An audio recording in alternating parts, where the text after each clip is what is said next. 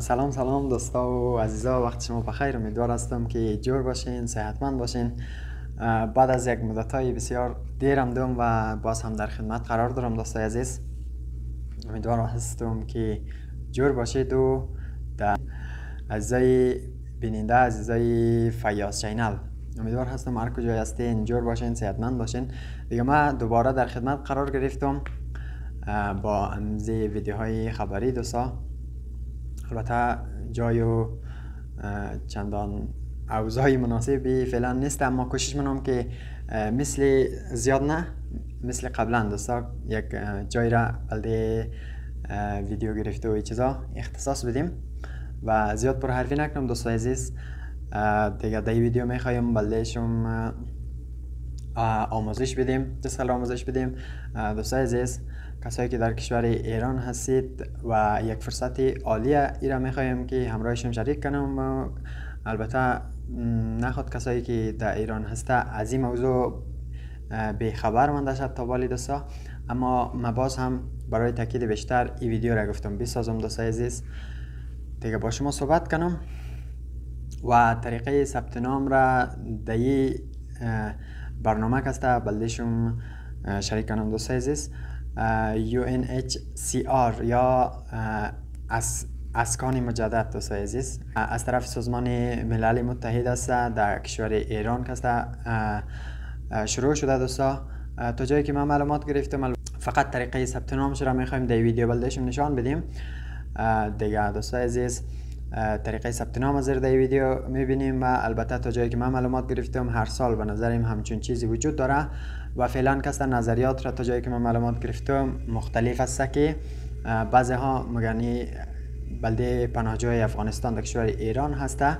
کسایی که در برنامه کسته شرکت کنه یا ثبت نام کنه احتمال داره که یک مدرک قانونی برای ماندن در کشور ایران برای ازنا یک فرصت ایجاد شود دوستا. و بعضی هم میگه که از طریق قضیه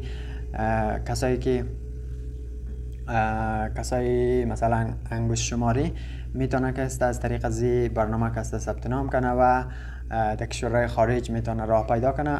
نظریات مختلفه فعلا دوستای عزیز. فقط در ویدیو میخوایم که طریقه ثبت نام را در اینجا بلده شما آموزش بدیم و شریک کنم دوستای عزیز. و یک ویدیو دیگه هم خواد داشتیم درباره معلومات های کلی درباره اسکان مجدد در سازمان ملل یا UNHCR دوستای عزیز. من لینک از برنامه را یا امی برنامه که شروع شده و اسکان مجدد میشن شما اگر میخواین که در این برنامه کسته شرکت کنین، البته توصیه از من ایه دوستا که حتما باید شرکت کنین، باید ثبت نام کنین. ثبت نامش زیاد سخت نیست و ضرر ننین دیگه. البته یک نکته دیگر دوستا که اشاره کنم، هیچ فرق نکنه که شما در کشور ایران چه رقمی اقامت دارین، مثلا شما پاسپورت دارین یا شما برگه سرشماری دارین یا شما غیر قانونین بخی، میتونین در این برنامه کسته شرکت کنین و ثبت نام کنین و از این فرصت ها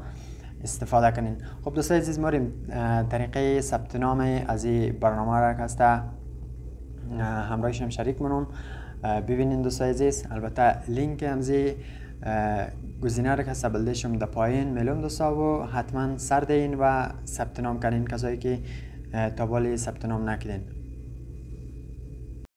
دوستای عزیز، لینک را که در پایین بلدشم اشتم وارد لینک جونین، این صفحه بلدشم باز میشه دوستا. UNHCR یا آژانس پناهندگان سازمان ملل متحد. دیگه اینجا که به خط سیاه نوشته شده دوستا، کمک در ایران، دو قسمه، یکی انگلیسی و یکی هم فارسی. دوستا ببینید گفته چگونه با کمیساریای عالی سازمان ملل متحد در امور پناهندگان در ایران تماس بگیریم. تمامی افرادی بالاجبار بیجا شده اند و یا بی تابعیت هستند اکنون ساکن ایران هستند میتوانند از کمیساری عالی سازمان ملل متحد در امور پناهندگان اطلاعات و حمایت دریافت کنند. این دوستای عزیز هم قسمی که بلدشم گفتم، مگه کسایی که در کشور ایران هسته به هر نحوی که بیجا شده میتونه از این حمایت کسته برخوردار شونه و یا اطلاعات دریافت کنه. اینجا هم دوستای عزیز شما میتونین اینا رو بخونین و بعضی از نکات است که اشاره کرده. چند نکته را که شماره وار اینجا ذکر کرده. یک، گفته با شماره تلفن های کمیساریا در منطقه خود تماس بگیرید. دو، برای طرح درخواست خود به نزدیکترین دفتر کمیساریا مراجعه کنید. البته این کمیساریا را که گفته دوستا دفترش در کشور ایران هسته که در امی وارد لینکشونی کلان هسته. منطقه‌اش را ذکر کرده، حتی لوکیشن دیده دوستا. این ببینید منطقه تهران را گفته در این جای اگر هستین شما در این جای مراجعه کنید که آدرس را گفته تهران، خیابان وینگ، خیابان شیراز شمالی، کوچه امداد شرقی، پلاک 3، کد پستیش هم این رقم و شماره تلفن را هم زده. دوستای عزیز این لینک را که شما اینجا میبینین در نزدیک قسمتی که من متنش را میخوانم بلدشون پایین یک لینک قرار داره. توجه داشته باشید که شماره تلفن های کمیساریای عالی پناهندگان سازمان ملل یعنی UNHCR کانال اصلی ارتباط با تمامی افرادی بالاجبار به جا شده اند و یا به تابعیت هستند و اکنون ساکن ایران هستند. لطفاً فقط برای مطرح کردن موارد ضروری برای ما بنویسید. لطفاً این فرم را تکمیل کنید. دوستان عزیز این فرم را ما وارد لینک میشیم و تکمیل کنیم. ریکورد ذخیره نشده یافت شد. خب دوستان عزیز این البته من قبلا ثبت نام کردم، این را گفته که ذخیره نشده، به خاطر اینکه که ذخیره نشده ما دوباره وارد از لینک میشیم و ثبت نام کنیم. دوستان عزیز من اینجا گفته که بعضی چیزایی را گفته، البته مربوط ثبت نام قبلی هست دوستا، به خاطر از ما انده ما این را باش که بله را دهیم و ارسال کنم. خب دوستان عزیز از نو یک ثبت نام کنیم به خاطر که همه ما شما دوباره یادم بگیرین. البته من قبلا هم ثبت نام کردم و دوباره کسته شما یاد بگیرین و برین حتما ثبت نام کنین. دوستان عزیز گفته آیا این درخواست یا سوال را قبلا از طریق دیگری با کمیساریای عالی پناهندگان سازمان ملل متحد مطرح کرده اید؟ من میزنم بله، به خاطر که ایمیل دیدم از طریق زیلینگ در سازمان ملل دیگه. اگر بله از کدام کانال و کمیساریا در تماس بوده اید و اگر خیر آن را خالی بگذارید. خب اینجا گفته که دوستان عزیز گفته شما اگر در کمیساریای عالی اگر به تماس بودین بگین که از کدام طریق به تماس شدین و اگر نشدین گزینه را خالی بگذارین. من کسته به تماس نشدم دیگه این گزینه را خالی میلم. اینی منم دوستا گفته چی سالی وارد ایران شده اید؟ شما سالی را که وارد ایران شدین میتونین ذکر کنین. دیگه من یک چیزی نمونه ای کسته میزنم دوستا. تا 21 نوامبر مثلا من وارد 21 سپتامبر در سال 2024 وارد ایران شدم که اینجا یک تاریخ زد در میلادی. البته دوستا محل فعلی یا منطقه‌ای که فعلا شما زندگی نین دوستا همین است ایران، افغانستان، ترکیه، پاکستان و کشورهای دیگر را گفته. شما به خاطر که این برنامه فعلا فقط در کشور ایران فعال است دوستا کشور ایران را انتخاب کن. دیگه در آستانی که محل سکونت چم است دوستا یعنی همون ولایت ها یا شهرهای ایران را گفته. دیگه شما در شهری که قرار دارین اونم را انتخاب کن. من خودم اصفهان را انتخاب نام و نام خانوادگی را اینجا دین دوستا در گزینه اول. دیگه خب من اینجا نمیزنم به خاطر که ویدیو طولانی میشه دوستا. دیگه شما هم کس بلد نامم را دیگه اینجا اول گزینه گفته نام خانوادگی، دوم نام خودتان و سومی هم نام پدر.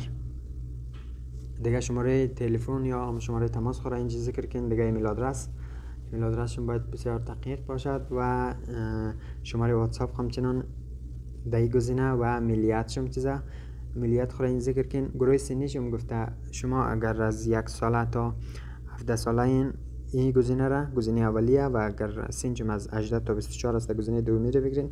اگر از 25 تا 59 ساله این گزینه سومی. خب دوستان عزیز دیگه در این گزینه هم گفته جنسیت را انتخاب کن که جنسیت هرچی بوده انتخاب منیم و گفته شما نوع مدرک که دارین باید رو انتخاب کنین.